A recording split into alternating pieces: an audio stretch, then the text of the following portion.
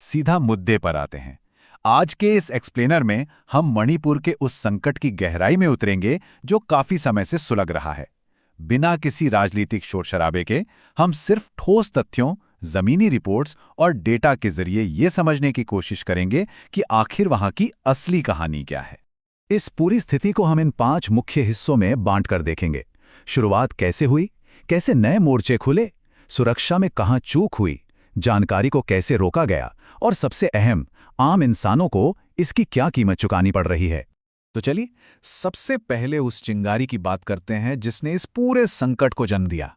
नजर डालते हैं 2023 की टाइमलाइन पर।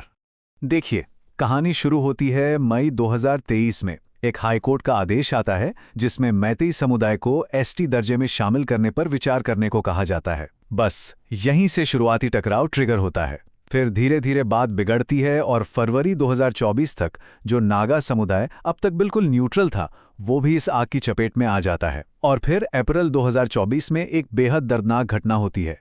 बफर जोन में हुए एक हमले में 2 मासूम बच्चों की जान चली जाती है। ये वो मोड़ था जिसने सबको हिलाकर रख दिया। अब आगे बढ़ते हैं दूसरे पहलू की तरफ। ये समझना बहुत जरूरी है कि आखिर जमीन पर लड़ाई की सीमाएं कैसे बदल रही हैं और कौन-कौन से समुदाय इसमें शामिल हैं।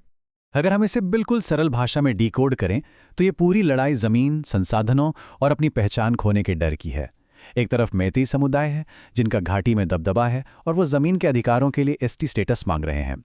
वहीं दूसरी तरफ कुकी-ज़ो समुदाय है जो पहाड़ी इलाकों में रहते हैं। उनका सबसे बड़ा डर ये है कि अगर ये दर्जा मिल गया तो उनके आदिवासी जमीन के सुरक्षा अधिकार पूरी तरह खत्म हो जाएंगे। ये एक ऐसा डर है जिसने दोनों के बीच एक गहरी खाई खोद दी है। और इसी बीच एक बहुत बड़ा शिफ्ट देखने को मिलता है। नागा समुदाय, जो शुरू में बिल्कुल अलग थलग और शांत था, वो भी इस हिंसक त्रिकोणीय संघर्ष में खिंच जाता है। होता यह है कि फरवरी में कुछ संदिग्ध कुकी चरमपंथियों पर 21 नागा लोगों को बंधक बनाने का आरोप लगता है। मामला और तब बिगड़ जाता है जब 18 अप्रैल को एक रिटायर्ड नागा सैनिक की जान चली जाती है। इसका नतीजा, नागा समुदाय ने सीधा असम राइफल्स पर आरोप लगा दिया कि वो कुकी चरमपंथियों की मदद कर रहे हैं। हालात एकदम से बेकाबू होने लगते हैं। अब आते हैं सिस्टम पर। सवाल उठता है कि प्रशासन क्या कर रहा था। चलिए सुरक्षा की उन बड़ी खामियों और पॉलिसी शिफ्ट्स को जरा करीब से देखते हैं। इस नंबर पर गौर कीजिए, 272। ये कोई छोटा मोटा आंकड़ा नहीं है। शुरुआत में जब हालात बिगड़े तो स्थिति को कंट्रोल करने के लिए सेंट्रल आर्म्ड पुलिस फोर्स यानी CAPF की 272 कंपनियां वहां तैनात की गई थीं। ये अपने आप में एक बहुत बड़ा डिप्लॉयमेंट था। लेकिन असली कहानी यहां पलटती है। रिपोर्ट्स के मुताबिक जब मणिपुर में हालात बेहद नाजुक थे तब इन फोर्सेस का लगभग 30% हिस्सा वहां से हटा लिया गया। और जानते हैं क्यों? पश्चिम बंगाल में क्षेत्रीय चुनावों के लिए। सोचिए, एक तरफ एक राज्य सुलग रहा है और वहां से 30% सिक्योरिटी हटा ली जाती है। ये एक ऐसा फैसला था जिसने कई गंभीर सवाल खड़े कर दिए। और जब सिस्टम की बात हो ही रही है तो इस 11,000 के आंकड़े को भी समझना जरूरी है। ये राज्य भर में दर्ज हुई FIR का नंबर है, 11,000। इनकी जांच NIA और CBI जैसी देश की सबसे बड़ी एजेंसियां कर रही हैं। लेकिन जमीनी हकीकत यह है कि इतनी सारी शिकायतों के बावजूद अब तक किसी भी बड़े मामले को पूरी तरह से सुलझाया या क्लोज नहीं किया जा सका है। ये अपने आप में सिस्टम पर एक बहुत बड़ा सवालिया निशान है। इस टेबल को देखिए, ये साफ दिखाता है कि राजनीतिक दांव-पेच और जमीनी हकीकत में कितना बड़ा अंतर है। एक तरफ मैतेई चीफ मिनिस्टर और कुकी व नागा डिप्टी CM बनाकर पावर बैलेंस करने की कोशिश की गई, लेकिन जमीन पर क्या हो रहा है? मिलिट्री बफर जोन में हिंसा रुक नहीं रही है, भारी मात्रा में अवैध हथियार मौजूद हैं और समुदायों के बीच भरोसे की इतनी कमी है कि फिलहाल सुलह का कोई भी रास्ता नजर नहीं आता। ये सब महज एक पॉलिटिकल टोकनिज्म सा लगता है। और इन सब के बीच अप्रैल 2024 में एक बहुत ही विवादित कानूनी बदलाव होता है, UAPA की धारा 43A में संशोधन। इसके तहत हेड कांस्टेबल और हवलदार रैंक के पुलिसकर्मियों को ये पावर दे दी गई कि वो सिर्फ शक के आधार पर बिना किसी वारंट के किसी को भी गिरफ्तार कर सकते हैं और तलाशी ले सकते हैं। अब सोचिए, जहां पहले से ही इतना डर और अविश्वास है, वहां ऐसी अनलिमिटेड पावर्स का क्या असर होगा? मानवाधिकार समूह का सीधा कहना है कि इससे जनता में खौफ और ज्यादा बढ़ेगा। अब हमारे चौथे सेक्शन की तरफ चलते हैं, जो सीधे तौर पर ट्रांसपेरेंसी से जुड़ा है, स्टेट सेंसरशिप और जनता का टूटता विश्वास। जब 5 जिलों में इंटरनेट बंद किया गया तो सरकार की तरफ से जो वजह दी गई वो काफी जानी पहचानी सी थी।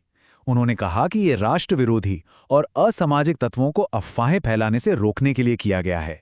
सुनने में ये एक रूटीन सिक्योरिटी मेजर लगता है, राइट? लेकिन जरा इस रियलिटी चेक पर ध्यान दीजिए। मई 2023 का वो दिल दहला देने वाला वीडियो याद है, जिसमें कुकी महिलाओं के साथ बीच सड़क पर बर्बरता की गई थी? उस वीडियो को दुनिया के सामने आने में पूरे 2 महीने लग गए, और इसकी वजह क्या थी? राज्य में लगा लगातार इंटरनेट शटडाउन। तो सवाल ये उठता है कि क्या ये शटडाउन सिर्फ अफवाहें रोक रहा है, या फिर मानवाधिकारों के गंभीर उल्लंघनों पर पर्दा डालने का काम कर रहा है? और अब हम इस एक्सप्लेनर के सबसे अहम और सबसे दर्दनाक हिस्से पर आते हैं, इंसानी कीमत।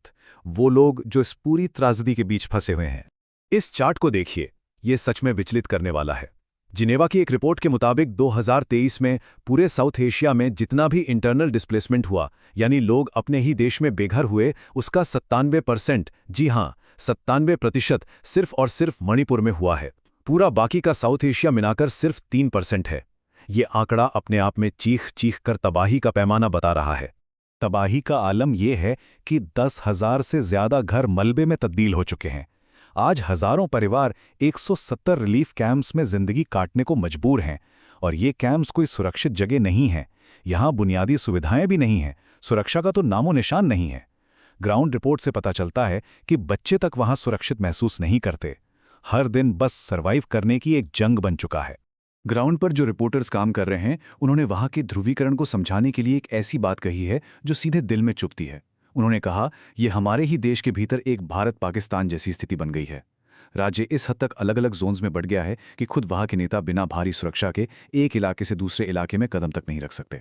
तो ये पूरा विश्लेषण हमें एक ऐसे सवाल पर लाकर खड़ा कर देता है जिस पर हम सबको सोचना चाहिए। जब सिस्टम का पूरा ध्यान और सुरक्षा बल किसी दूसरे राज्य के चुनावों में लगा दिए जाते हैं, तो उन बेगुनाह लोगों और बच्चों को बचाने कौन आएगा जो इस हिंसा के बीच फंसे हैं? राजनीतिक प्राथमिकताओं की जो असली और भयानक कीमत है, वो आज मणिपुर के आम लोग चुका रहे हैं। इस एक्सप्लेनर में हमारे साथ जुड़ने के लिए बहुत बहुत शुक्रिया। चीजों को गहराई से समझने के लिए हमेशा तथ्यों से जुड़े रहें।